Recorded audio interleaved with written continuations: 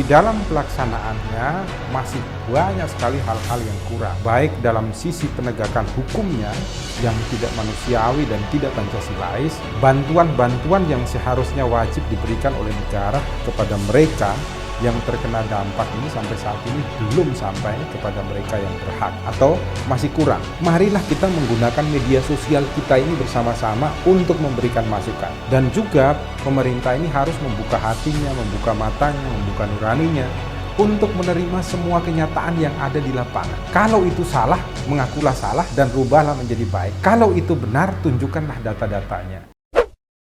Salam Pancasila, salam penegakan hukum. Halo sahabat Rumah Pancasila, kembali lagi bersama kami di channel Rumah Pancasila, membahas isu-isu hukum dalam bingkai Pancasila. Kali ini Rumah Pancasila akan membahas video-video mengenai isu hukum yang masuk ke dalam DM sosial media kami. Jangan lupa untuk tetap like, share, dan subscribe channel kami, dan mari berbagi ilmu. Salam Pancasila!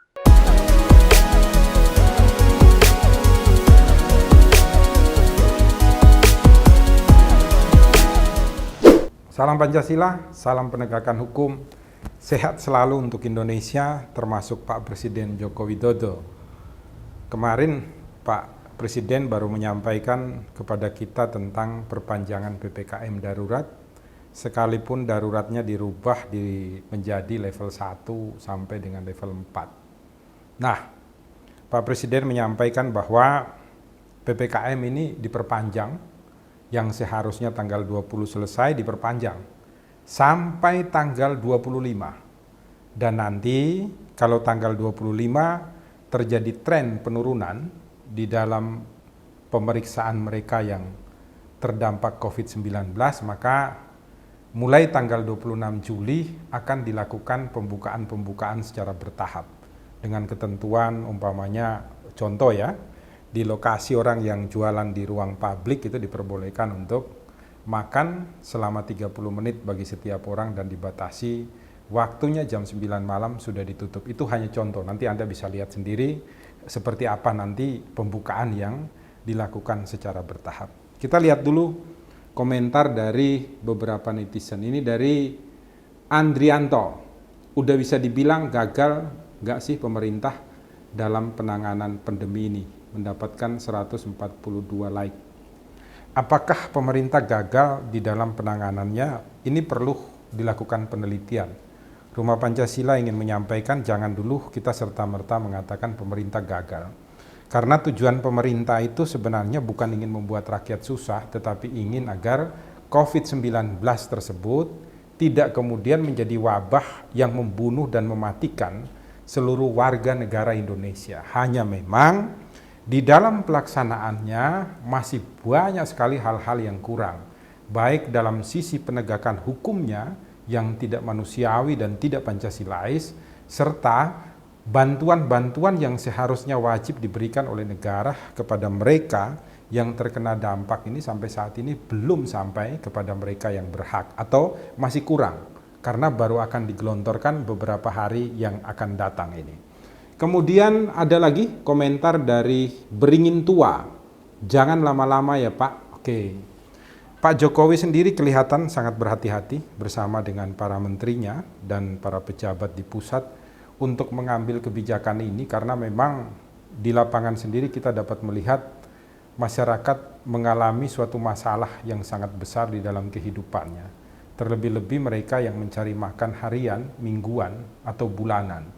Cukup repot sekali dengan dampak adanya PPKM ini.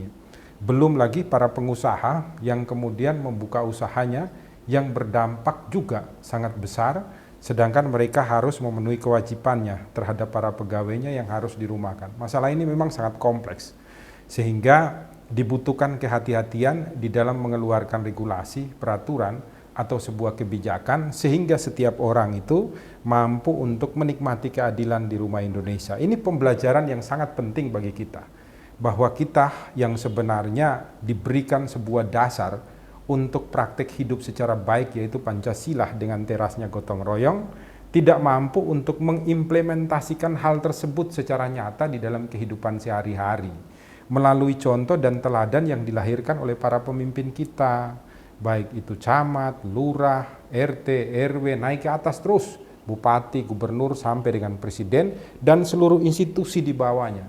Kepala-kepala dinas, menteri, anggota-anggota dewan, dan lain sebagainya. Semuanya tidak mampu untuk menunjukkan contoh bagaimana bergotong royong di Indonesia.